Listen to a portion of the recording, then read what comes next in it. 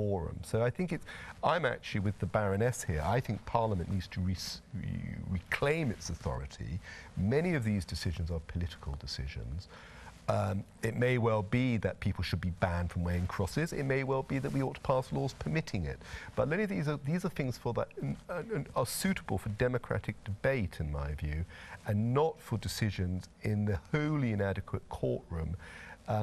And if I could perhaps not go on too long, but a court's a very cheap way of running politics, because you don't have to persuade all these hundreds of MPs and hundreds of peers to agree with you and deal with party whips and all this. You can just go before a slightly underqualified judge and persuade him.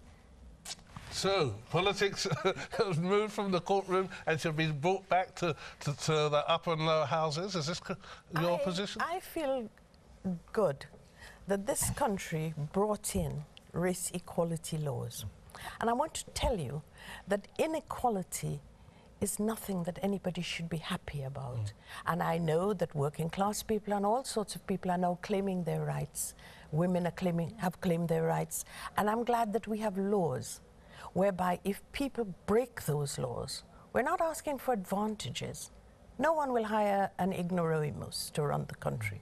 And therefore I'm saying we need those laws. I am glad when a black kid gets killed in the street that somebody goes to law and pay for it if it is a racist murder. We still have problems because Stephen's murder has not been, in my opinion, the book has not been closed because the murderers are walking around. I know there are other murderers walking around, but Stephen had no chance. He had no choice. He was black and he was killed because of the color of his skin. Nothing else. You know, and therefore I am glad we have those laws. Are you glad that they've come through Parliament rather than through statute, or do you not mind?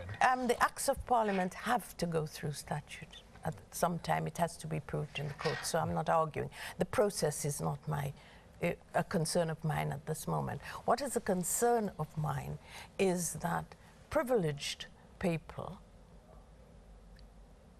and Aryan people have had those privileges, and some are reluctant to lose that privilege. And we'll see more of that in the American situation. Well, let's move on from the American situation and come closer to home, because you mentioned Stephen Lawrence. The case, as you say, murderers still walking free. Murder because of his colour, but we are seeing murders on the street of black people murdering black people. In fact, before I went to America for this report that you've just seen, the last thing that I did was to go to the funeral of Shaquille Maitland-Smith in Hackney, where my ministry is based. And as I passed the open casket, to see a 14-year-old boy stabbed to death, almost outside his home, I couldn't help but weep for another tragedy.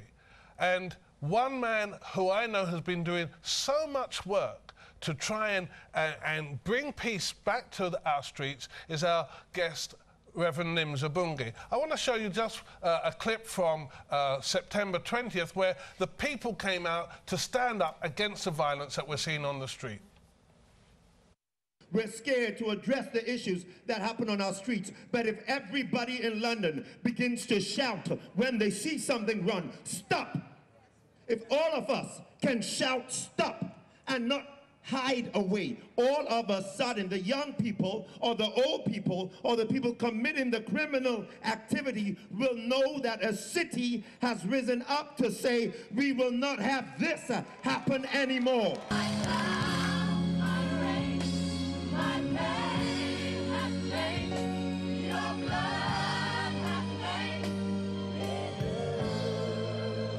Just about gun and knife crime. It's about violence, period. Violence, okay? It was my son that was taken.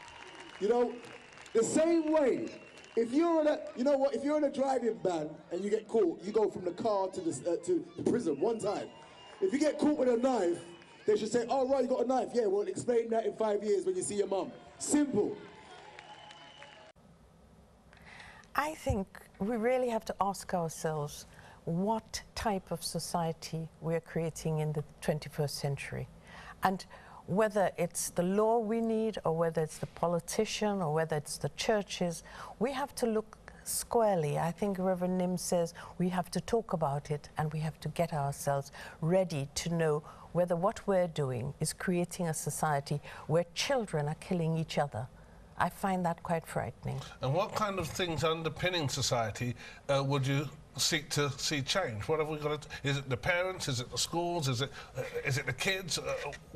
I won't make a prediction who has to do this, whether it's the parents who are. I believe we have to look seriously at society. I'm an old-fashioned mum, and I like bringing up my children in a certain way. But as an old-fashioned mum, just this week, as we go on the programme, we've seen a father spend a night in jail for smacking his child. As an old-fashioned mum, would you be in the next cell along, or things change? Yes, I think I would be in the next cell, because, you know, I meet a lot of people, and a lot of people who have done well always says their father or mother was a very strict mum and brought them up in this way. Now, I have a reluctance inside of me that an adult should beat a child, but I don't believe that the odd smack does anything. It reminds them what's right and what's wrong. Can I interject Sir, here? yes, please. On that clip you showed, on the backdrop on the stage, where 50 to maybe 60 to 100 families of victims of gun or knife crime from every cultural background, from 14-year-old kids, 16, 18, just people who had been killed.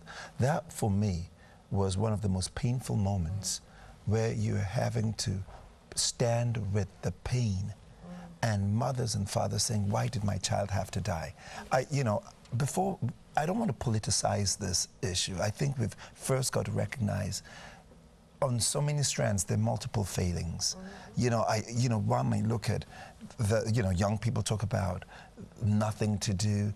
Other people talk about the failing of parents. People talk about the failing of schools. I don't think we can say one particular thing, or the failing of the law. We can't say one particular thing caused us to get to this place. But can I just challenge you there? Yeah. I mentioned Shaquille. Yeah. He was killed at around 12 midnight on a Saturday night. Absolutely. A 14-year-old. Right. I have to ask, with the greatest compassion for the family and all the relatives, what is a 14-year-old child doing on the street at 12 midnight on a Saturday night? You can refer to Shaquille, but I could tell you of other ones who were not out on the streets at 14. I'm sorry, who were coming, were coming after school, going home, got stabbed for their mobile phone. Children in my church who got challenged with a knife, for their mobile phone. No, I agree, but what I'm saying, what I in think that is, context, have I ever, at 15 or 14, was I ever at one point out, maybe at 11 or 12, maybe. Did I get a clipping and a whipping from my dad later on? Maybe, yes.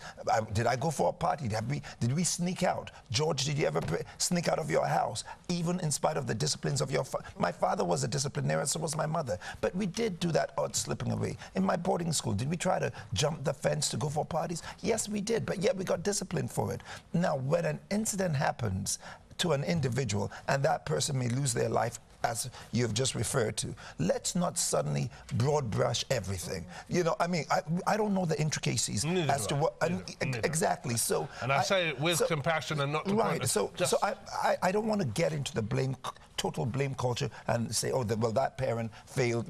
The parent failed to put a certain level of discipline on that child. There are 5 things I've always said, even when we teach about what brings peace. And there's an acronym in my organization about, first is about parenting that's proper. So we don't ignore that. Bring up a child in the way they should go. When they grow up, they won't depart from it. That doesn't mean they won't be killed, but that means they won't depart from it. That's a scriptural truth. E is about education that's effective, ensuring that we have an effective education in schools. A for us is about achievements that are celebrated. So we're not talking about education without a sense of achievement. C for us is the context of communities. It takes a village to raise a child. That's what we believe. And it's not about just the black community or the white community. It's about all of us working together to raise that child. When the